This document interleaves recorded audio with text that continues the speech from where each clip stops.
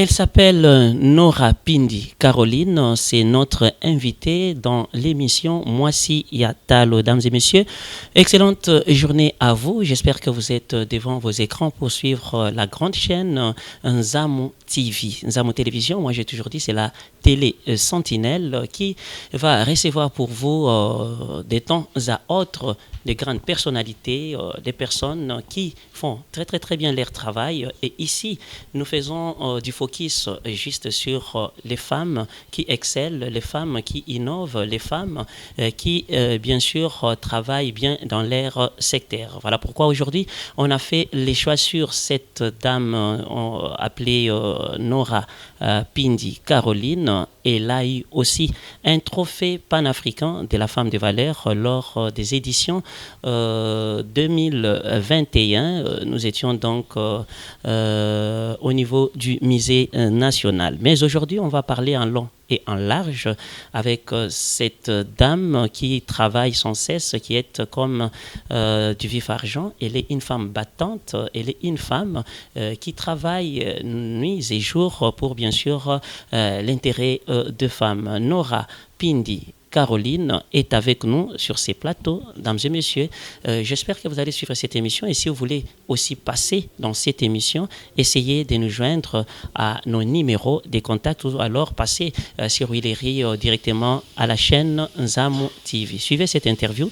Je pense que vous allez vous retrouver parce qu'elle a parlé de bien des choses, elle a parlé d'elle-même, elle a parlé de tout ce qu'elle a toujours entrepris comme travail. Elle a parlé aussi du trophée panafricain de la femme de valeur Moisi Yatalo. Suivez et on se retrouve juste après.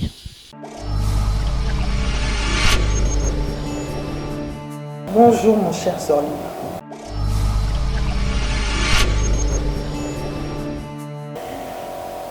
Avec Dieu tout va bien.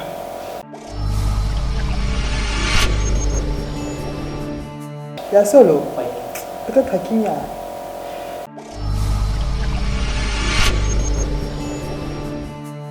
Non, les problèmes, il y en a toujours, mais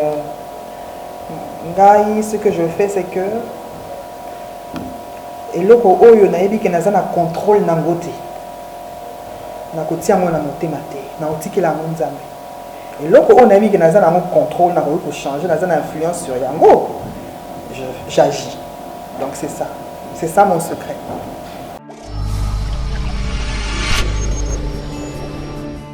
Oui, naza calme parce que bon, depuis un certain temps, j'ai pris l'habitude, hein, mes sani.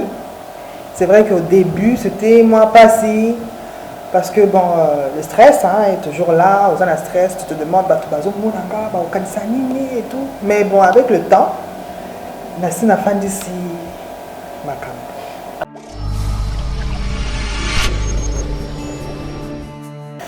Oui. Je parle français couramment. Français. Swahili, je parle aussi. Swahili. Kikongo, je parle quand même, mais nayo kaka Kikongo nyonso. Chiluba, mwanda mupona molonga nyaza muluba. Marie muluba. Moi ba mu ki nayo kaka pe. Donc voilà, l'anglais aussi plus ou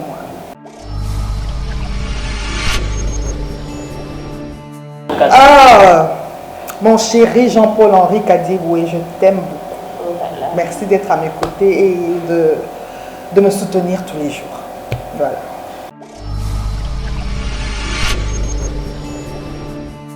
Non, mais Kumbo Langa, il y a authenticité, il y a Pindi. C'est le nom de mon papa. Kumbo Papa Langa, Pindi. Il s'appelait Pindi Mbuku, Sévérance. Malheureusement, à Tikabiso déjà, à Koufa, depuis 2000. Nga nani ki nanga tozwa chance. Je ne sais pas si je dois appeler ça chance ou pas, tu as chance à vous en avoir poste noté. Les qui n'ont pas Magali. Pindi Magali. Pindi Nora. Caroline, c'est mon prénom. Donc, na toute question n'est pas maman, na toute question n'est pas papa, bah, tu vas répondre à Nati. Pourquoi? Bon, peut-être parce que na Bodama, on a Kinshasa, peut-être pour Nayango, ou bien, bah, ça n'a pas raison, mais bah, ça n'a raison, pensez pourquoi ça n'a pas. Voilà un peu.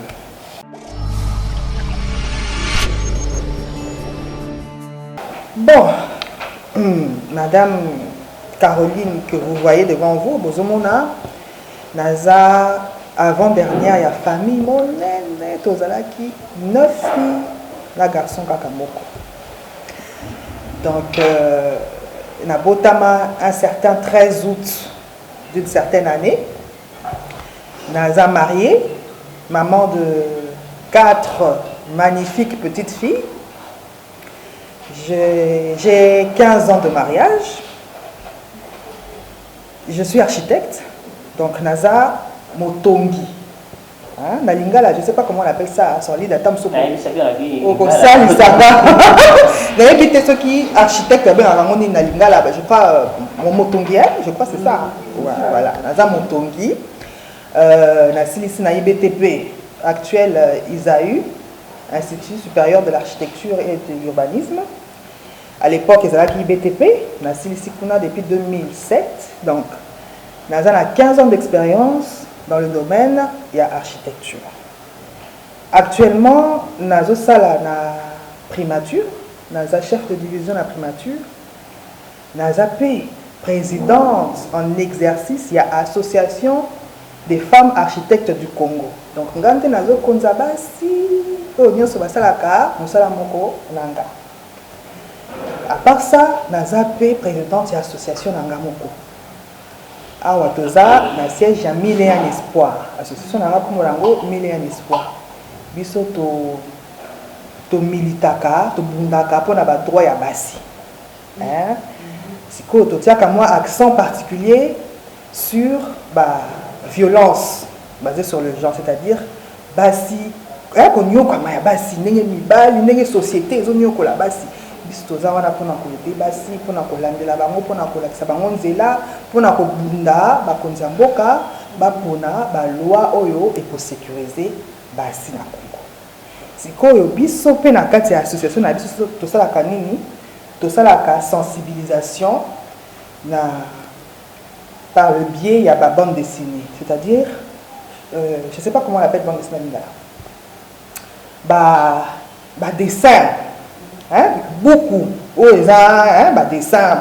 Quand on a solo à l'époque, je me rappelle tant que Joe F. Joe F le Parisien. Oh, il y a Français qui bat Tintin, Milou, Bobette. Tout ça, il y a Bisso. To traitaka ba sujet surtout au Italie violence faite à la femme to créer moi histoire moko allez to sali moi bande dessinée to teki to vulgariser to tina ba école tout ça c'est ce que nous faisons. Voilà, et tout ça na kusanya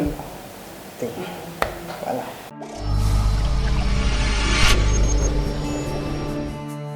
En fait papa nanga na âge j'avais 10 ans. Quand un jour, papa n'a moninga nazo dessiner, naza ki mingi na habitude ceux qui appellent singa dessin, singa non dessin en choix, même l'école. Naza ki n'habitude à dessiner bandako. Comment on a dessiné ndako? Alors un jour papa a dit mais est-ce que oyebi quelles études il faut qu'on sala pour retomber bandako? Oyebi études basala kana na papa na yebi il faut qu'on sala qui maçon. Ah c'est que non ma fille. Il y a un métier plus noble. Et ça, il y a bien que les kakuto et ça, architecture. J'avais 10 ans. Et si la mutu, na kendape, na tanga école primaire, na tanga école secondaire, na silisi na collège Saint-Raphaël, na limité, na option maths physique. Donc on a silisi na maths physique, na suis diplôme nanga avec distinction.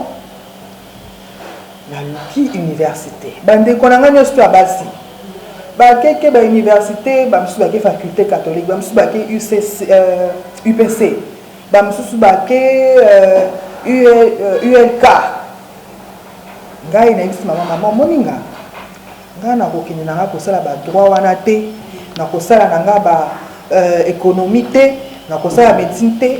Moi je vais faire l'architecture. Mais bisinga architecture yo za moi ceux qui nous sa architecture ndenge za makambu ya mibali nga na ibisi ete et comment ma wa piteza musala mibali ngai c'est ce que je veux faire. Au début zaki moi passe maman zaki penza d'accord te na choix na nga wana Mais étant donné que Nazalaki, Molende, j'étais vraiment déterminée, c'est ce que je voulais faire. Na KI, BTP, na côté préparatoire, Katinga, à l'époque, tu as un bleusal, papa sorti d'Ayebi. Bino, botangi bien, biso te souffrir. Tant on y est, on a ce qui est belé, on a belé. Parce que on a belé ce qui est là. Tant on a commis boyba, swinga, madame, ouais, botala, on a copié à ton kate suki. Katinga suki. Katinga suki. Nazonginda. Donc, nazonginda, maman, mon wana, ouh, catastrophe. Wana ndezali siko problème mama siliki mais omoni pourquoi ni comme ça la maman pas bibali pourquoi tangi tout ça va tenir sur télé tibasi ni tout normal même si maman moi c'est ce que je veux faire andenge la sisi kasanga na komi na sali ba stage hein parce que ce que sisi na IBTP wana il faut aux anamon moko oyo la kisayo un peu métier nous ça les gars d'engini donc ça qui stage dans 2 bureaux d'études Arcade Construct na bureau mususu na bosani kumbo na mwenga na mtoa je vais vous allez vous dire alors na sali stage na Kapuna Crest voilà bureau d'études Crest chez mon confrère qui nous connaît que je salue donc ba monde ba la kisa kinga maman musala ya architecture les andenge ni momoni lelo nazana mobali na kapa za architecte donc tout na IBTP l'institut donc tobalani kuna bana tobalani na ndeko ko travailler ngana ye donc makambo so etali architecture tosala ka bonga ye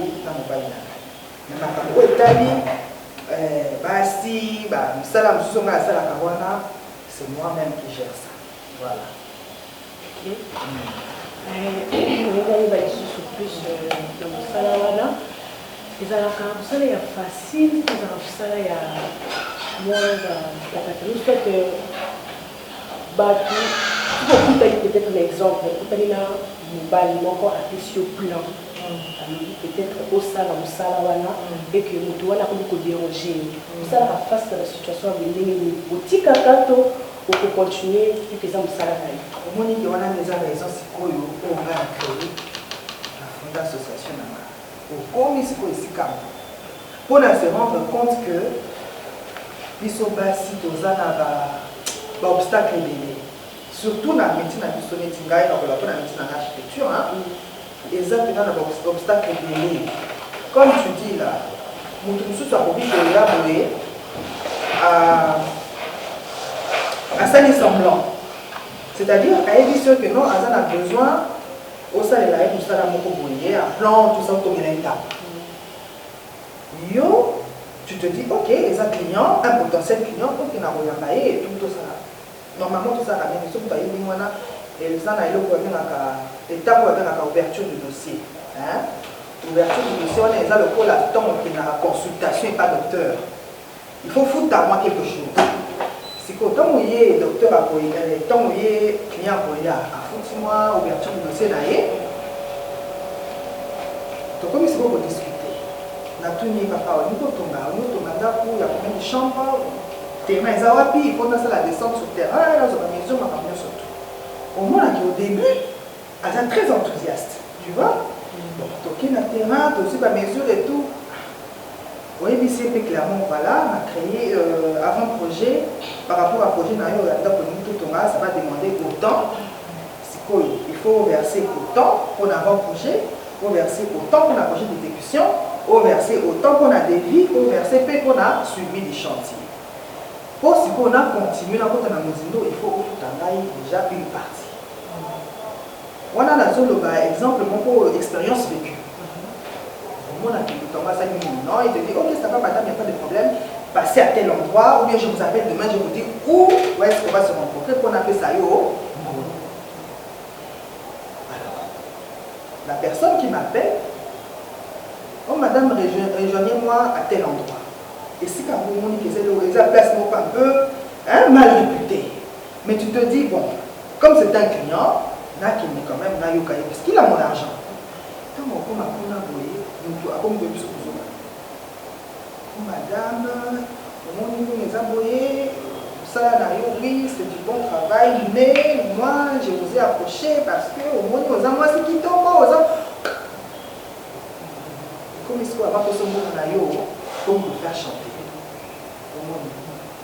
Ça, c'est la première difficulté. Deuxième difficulté, c'est que les gens ont confiance dans la cité. L'architecte à moi, sûrement, il nous salaté. Sûrement, il va faire des travaux dans la classe. Sûrement, alors, quand il y a des gens qui ont des mécaillots, money, tout à l'heure, donc, nous sommes un peu dans la difficulté en plus par rapport à mon mari. Parce qu'un homme, un garçon, un homme, bon, tout le monde sur la terre, on fait ses confiance à l'amour parce que c'est un homme. Mais au moins, c'est dans le cas, on prouver encore plus la compétence. Et ça, c'est aussi un problème. Au moins, nous devons programmer dans le salon. Troisième chose, c'est le chantier, n'a pas de travailleur. Vous voyez, au monde, on a bien archi ou architecte, on a mon maire. Quand on ça est, ordre boyer, à déposer à voici. Donc il faut une stratégie pour mettre en place pour s'imposer sur ouvrier dans le salon. Alors moi, je n'y vais pas par quatre chemins. Là, ce que je respecte, c'est la porte. Parce que tu vas aimer les bazookas comme ça. Donc les difficultés de rencontrer. Ça là, donc c'est vraiment pas facile. Le monde a un mot pour épée parce que comme je travaille avec mon mari il n'a pas tant de à moi besoin même bloc à Koloba mais il s'engage parce que quand on comprend dans le même niveau que le bal n'a gâté poser la ce qui papa est ou archi aux amis n'a problème moi je dis, mais pourquoi est-ce que vous avez un rapport à la télé, papa? Aïe. Il y a un chantier, ils ont marché dans le chantier. Et ça, ce sont des problèmes qu'on rencontre très souvent. Et ça passe.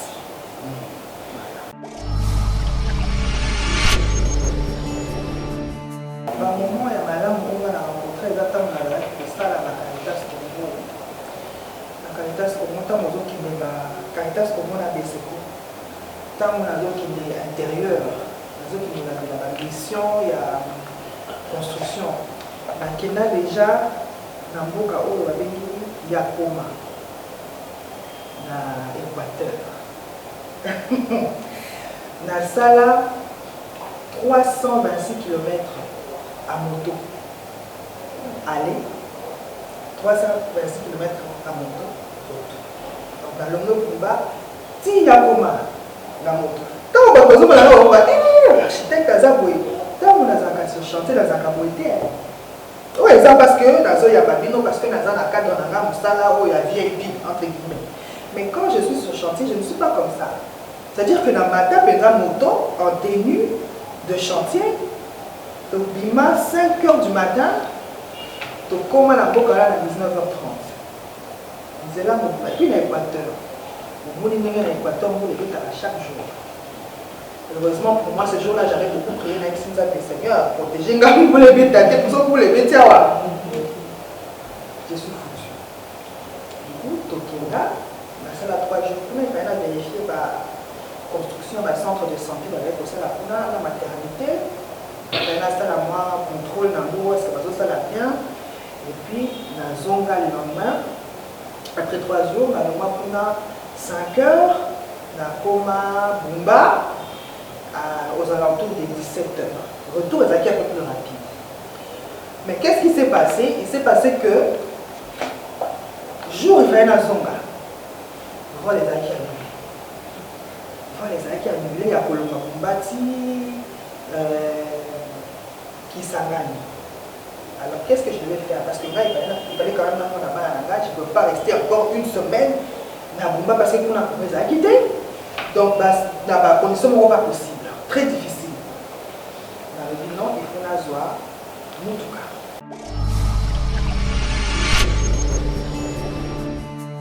Je ne compte même pas les nombres de fois où j'ai été victime de harcèlement sexuel. Et même, j'ai déjà été agressée sexuellement. Peut-être pas violée, je n'ai pas été violée, mais j'ai été agressée sexuellement. C'est-à-dire un homme qui veut te prendre de force. J'ai été agressée sexuellement. Et qui peut-être ce jour-là, j'ai eu de la chance azongaki mutu atiki ngai. Mais si ce jour-là mutu wana azongaka mutu te, je serais aujourd'hui appelée parmi les femmes. Et il y a beaucoup de jeunes femmes qui vivent ça. Voilà, c'est par ici que nous baissons les rideaux de notre émission. Moissi Yatalo, dames et messieurs, la dame s'est inclinée au principe de notre émission. Moissi Yatalo, qui va recevoir à la prochaine occasion, bien sûr, vous, peut-être, si vous nous contactez. Et nous aussi, nous sommes là pour contacter aussi d'autres femmes selon l'actualité.